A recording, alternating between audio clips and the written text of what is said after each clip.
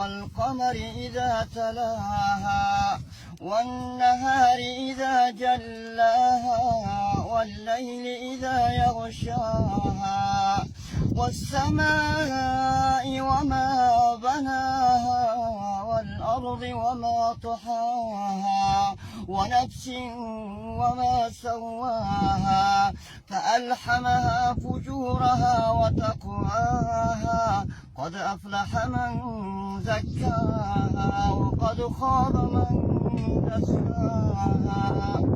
كذبت ثمود بطغواها إذ انبعث أشقاها فقال لهم رسول الله ناقة الله وسقياها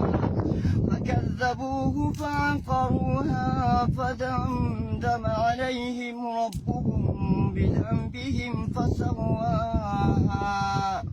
ولا يخاف عقباها صدق الله العظيم.